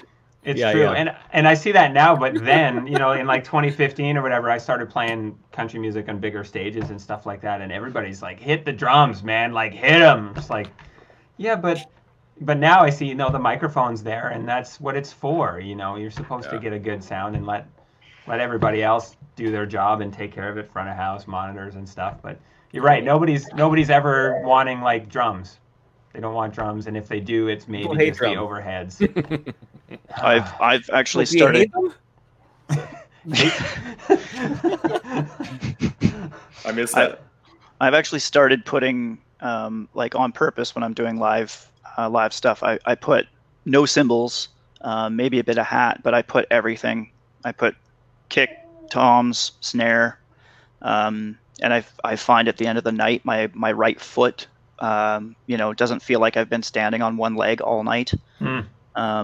It's like it's a huge difference.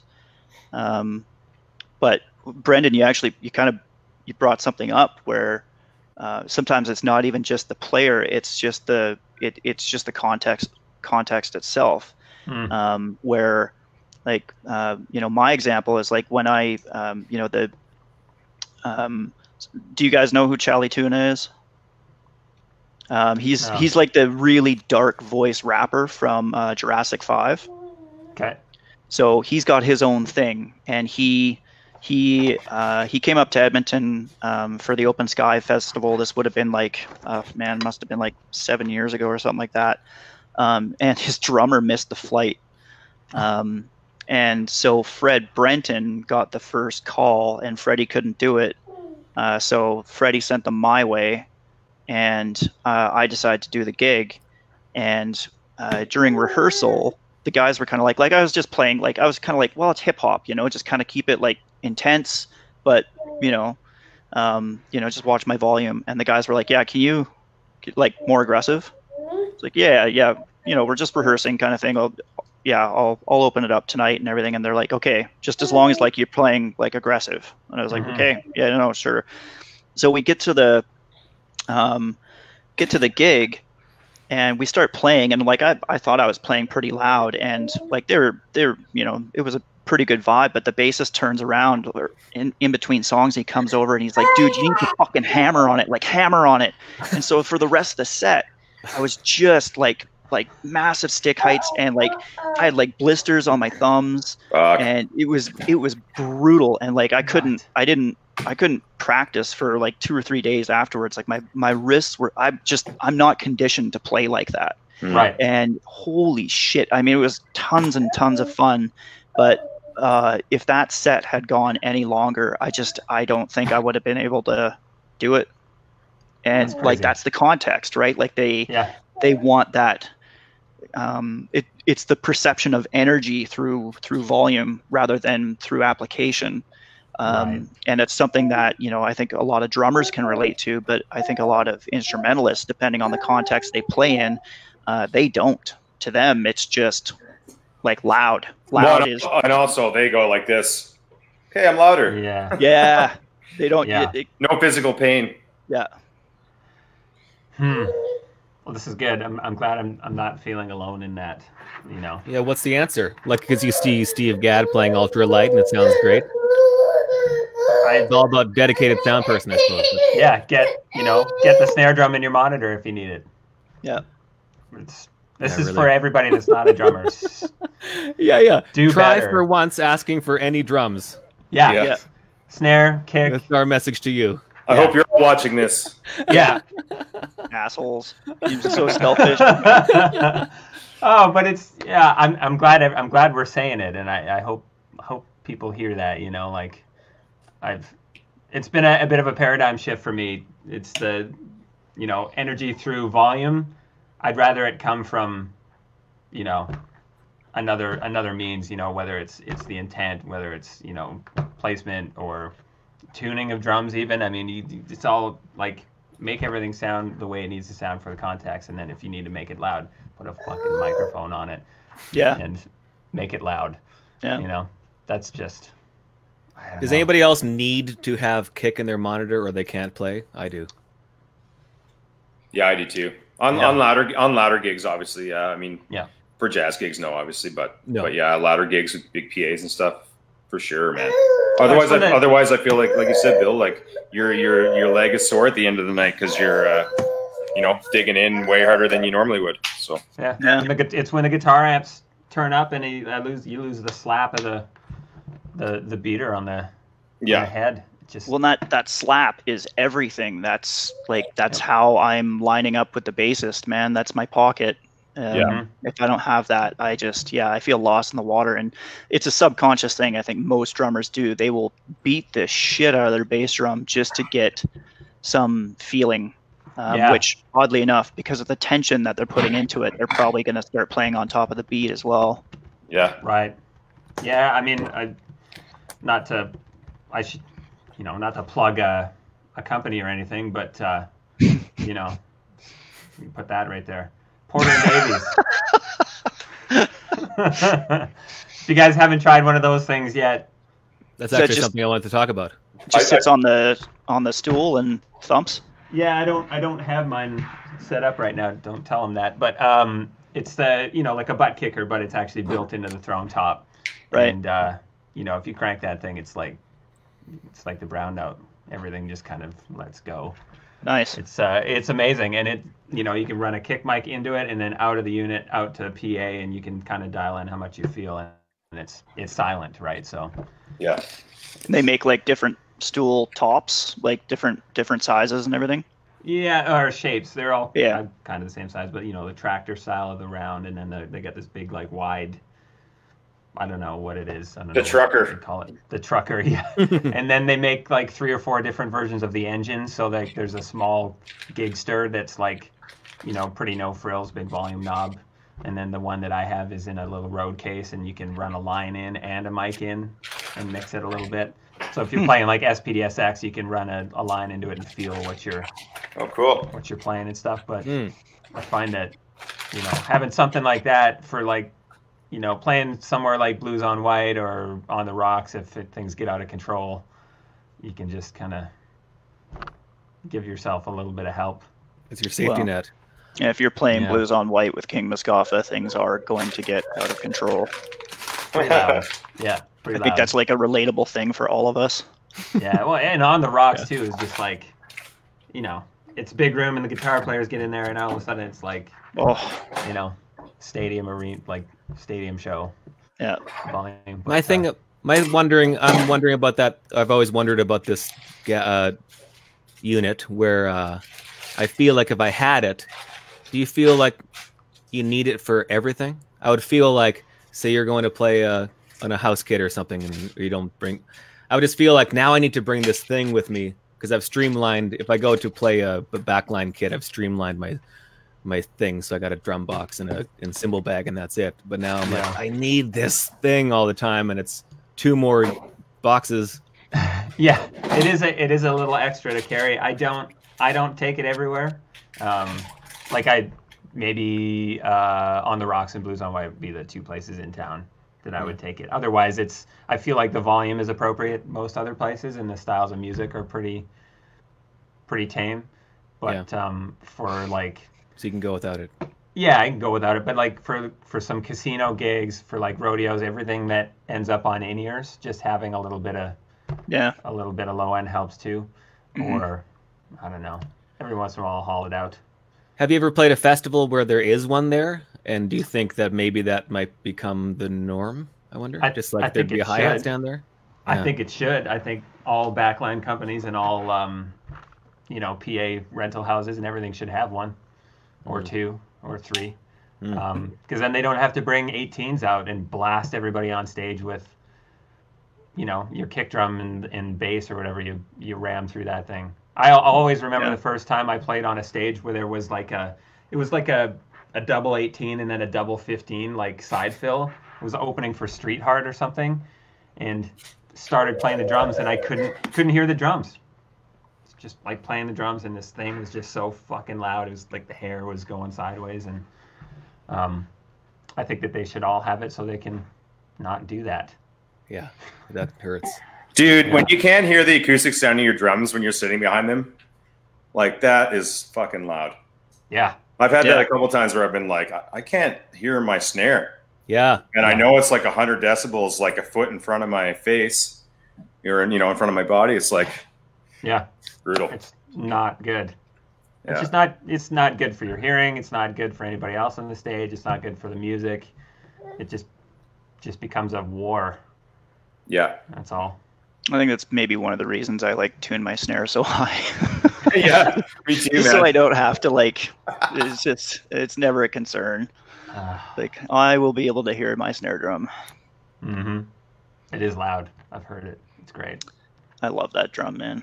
I think it's probably tuned a little too high right now, but I was kind of seeding in a new head, so I think I could probably back that sucker off now. Which snare? My Benny Greb. Oh yeah, nice. Yeah. The OG Benny Greb. The OG 13 Benny inches? Greb. Yeah. 13 by 5.75 beach, and then I took the triple flanged off the top and put a die cast on top and kept the triple flanged on the bottom. It's crazy loud. That one. That's him. Yeah. Right? That's triple flanged and then... Well, the triple flange bows out at the top. Yeah. And then the die cast, of course, is just heavy. I find those painful. Well, that's one of the reasons that I just did the die cast on top, though, because if you do, I find die cast on top and bottom of a snare to be like a massive amount of overkill. And you can actually kind of reduce a snare drum's, at least in my mind, my opinion. This isn't gospel by any means, but I find you lose the ambience of the snare and some of the sensitivity when you're dropping massive die-cast hoops on top and bottom, because that's mass, right? And mass is always going to reduce how much a drum can resonate or be sensitive. I'd like to actually, and that's something I haven't messed around with, is I'd like to hear, especially for higher volume gigs. I think for some reason it would sound really good doing die cast on the tops of tom-toms, but triple flanged on the bottoms.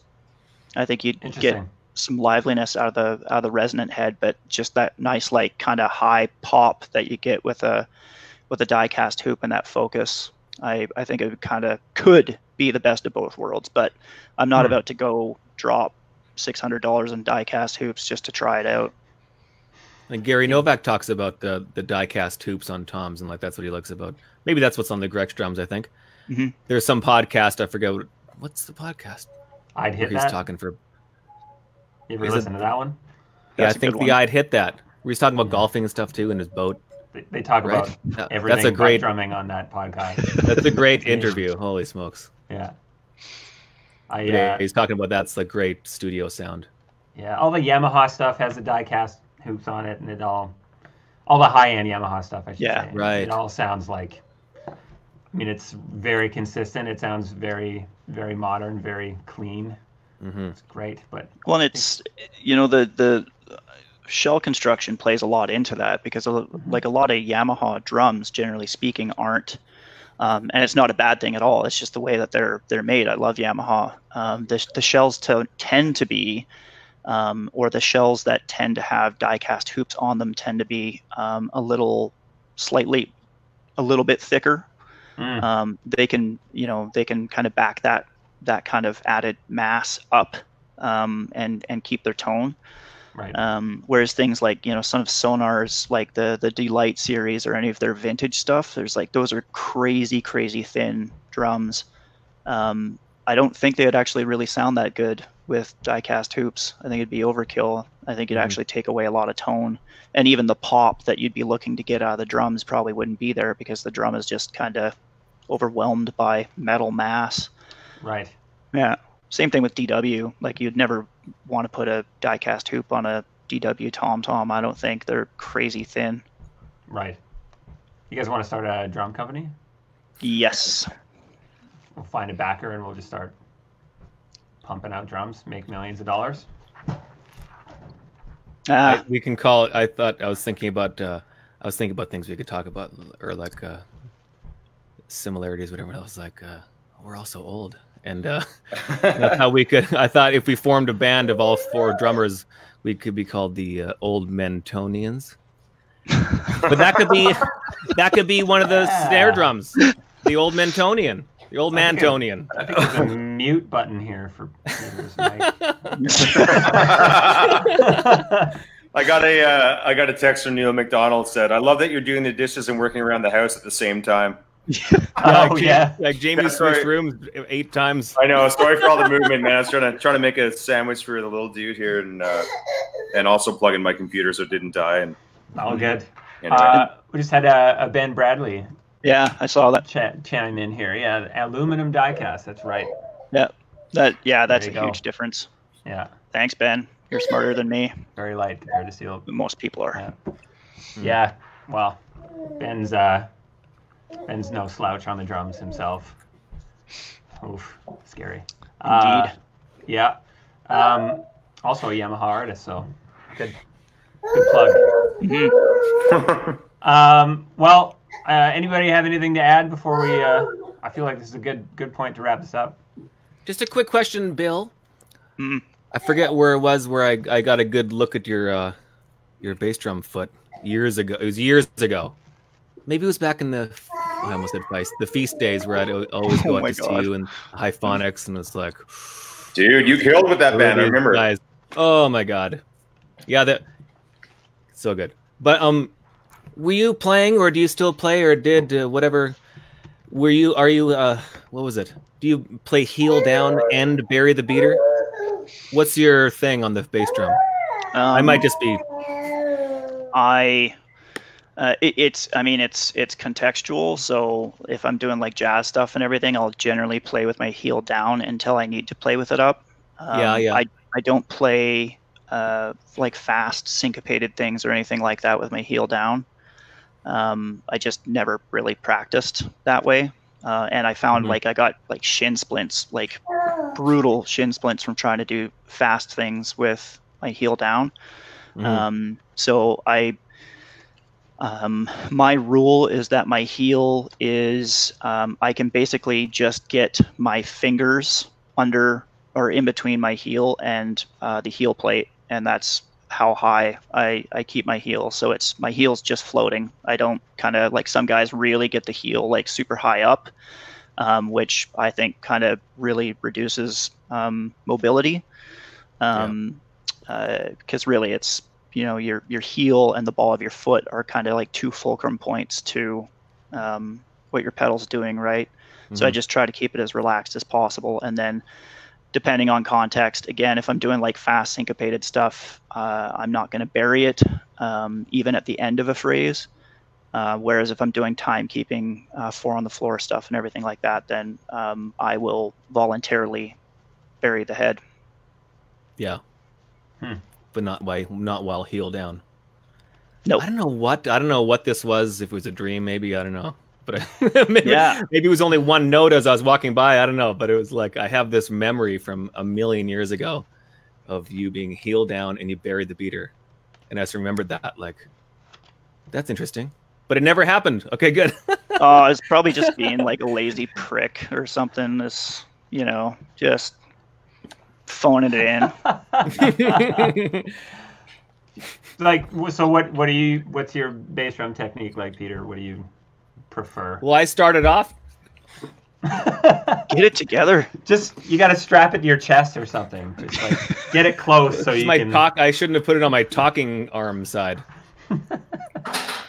I started off heel up and bearing the beater because everything was kind of rock mode. And then when I went to Grant McEwen and I had to play like quiet bossa nova or something, and I'd be like kind of bouncing back and forth, and I couldn't do it. Then I'd totally speed up, and like, I really forced myself to kind of by the end of those 2 years be able to play heel down.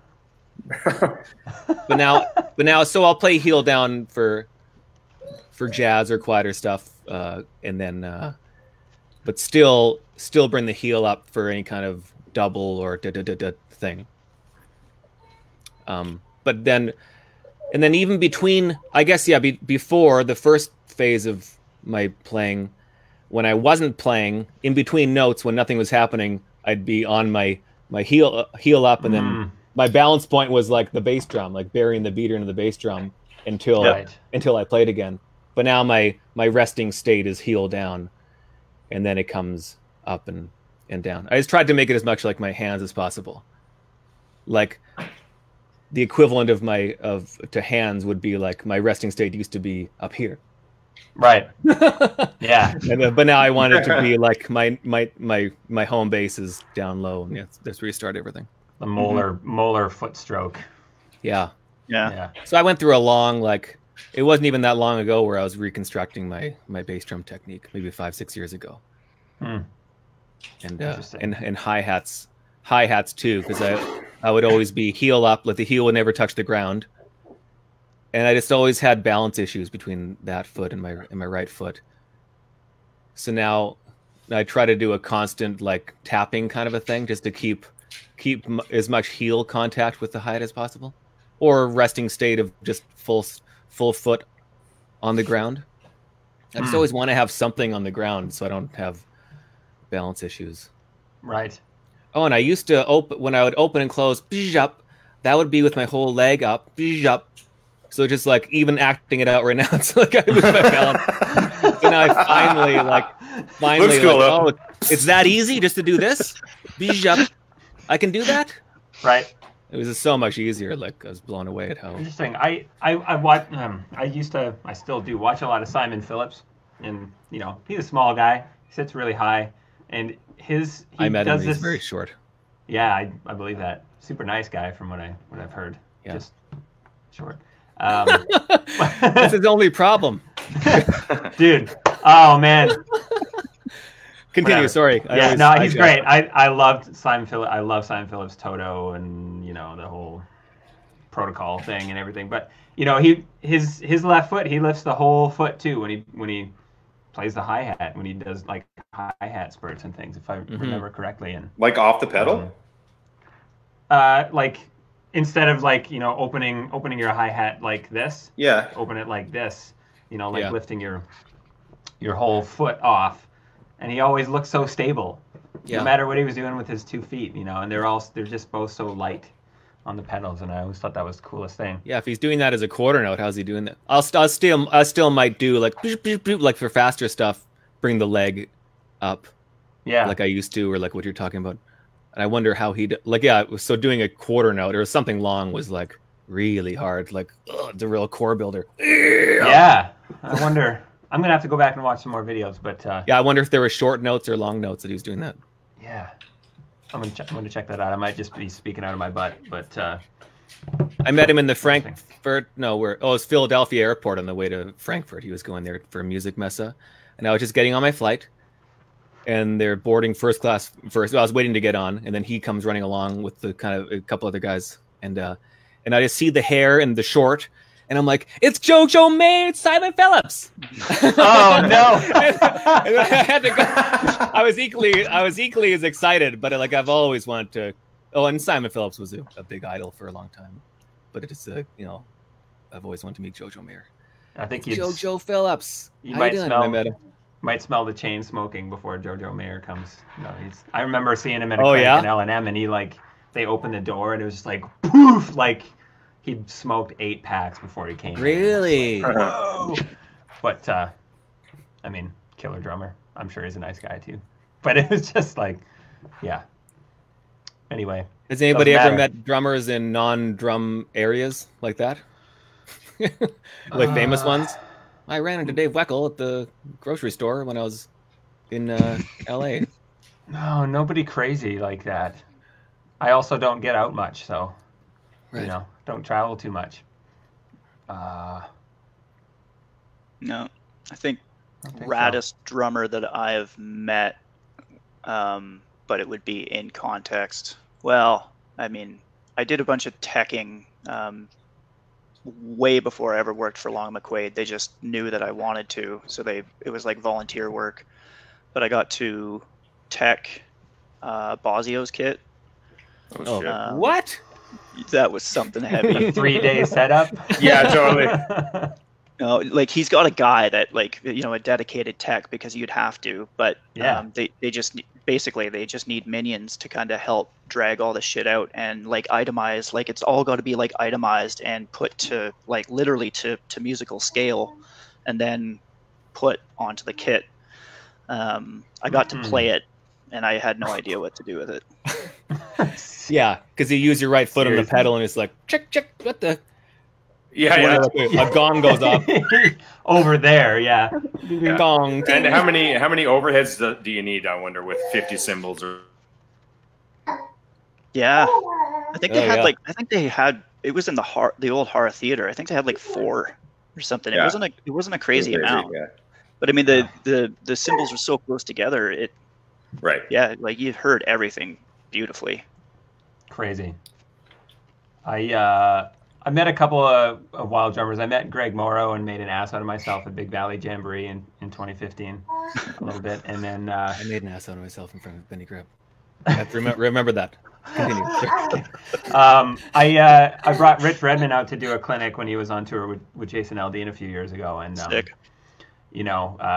set the whole thing up or whatever. And I went to pick him up and at Rexall or whatever, pull up in my car. And he comes walking out from his bus. And again, he's like this high. He's just like super short. I was like, this is weird.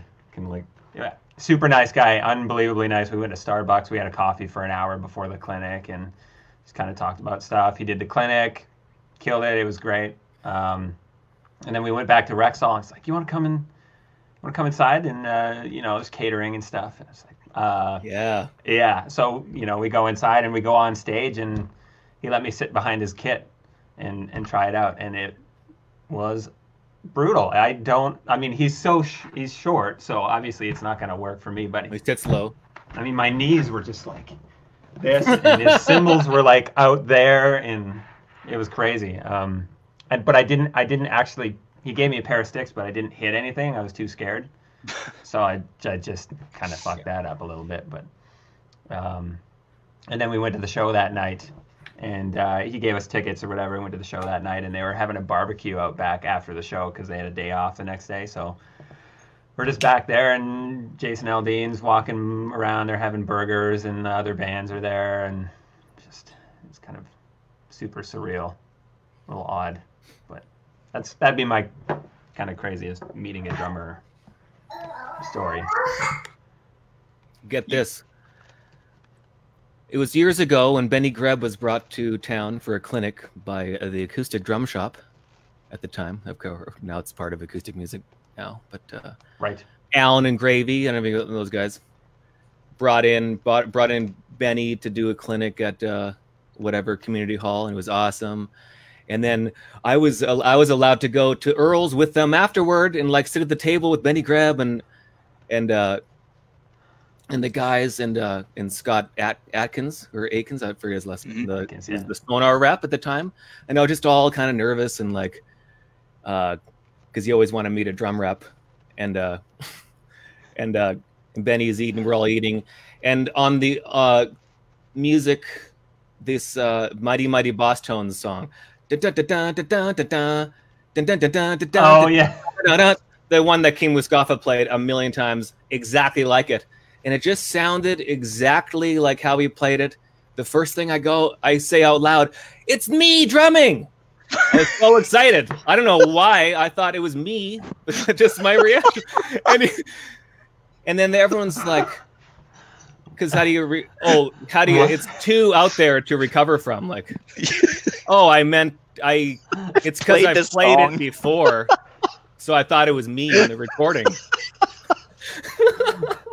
You break out into a sweat. So after that was, I kind of left as soon as I could. Oh God! And Chad Melcher was there too. Oh man, that's hilarious. Oh my God! So that's so funny. That's kind of like my meeting with Greg Morrow. You know, I told the story last week, but I'll abbreviate it a little bit. We played Big Valley Jamboree at like 1 o'clock in the afternoon. Finished the set, and Reba McEntire was playing that night.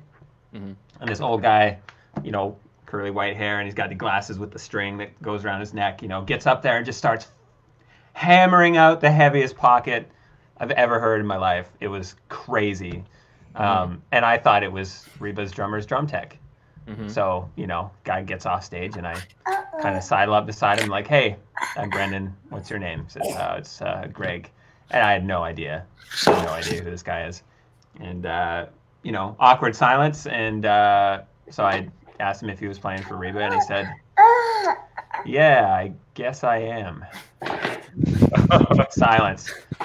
And then he kind of just like pats me on the back, like, "It was nice to meet you." And then he walks away. Oh, man. Fuck. And then I go and, you know, Google his name after, and he's like only the heaviest dude in Nashville, you know, like ZZ Top's ghost drummer and shit like that pop up. And it's just, what the fuck? So then that night after Reba's done playing, I'm in the shower because it's like a smelly hot day in the summer. I have a shower. I step out of the shower, and who's standing right there but Greg Morrow and Jeff King.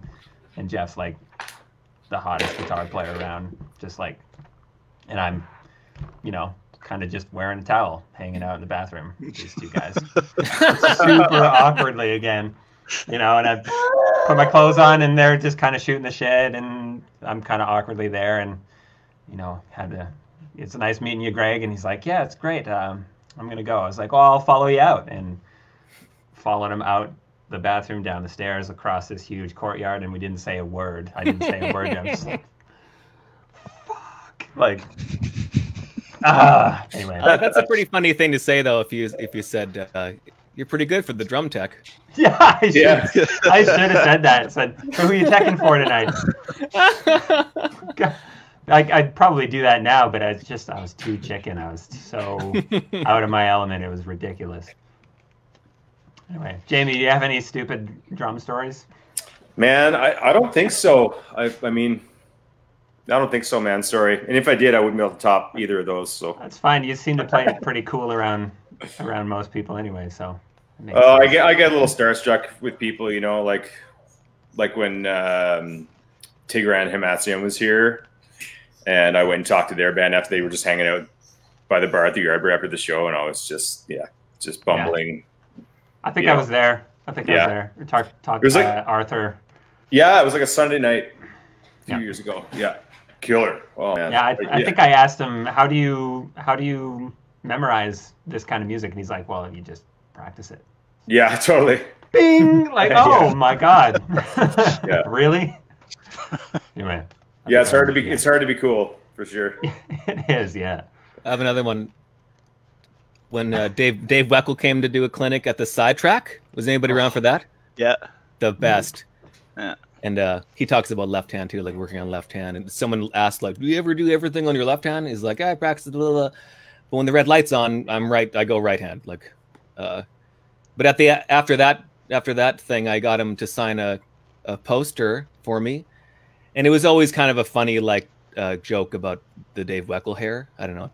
Like I would always refer kind of like hockey hair, the Dave Weckl hairdo, whatever. Yeah. I asked him, "Can you sign it, Dear Peter, nice hair?" And I think I had it on my wall in my apartment for years. It was so I loved looking at it. Dear Peter, nice hair.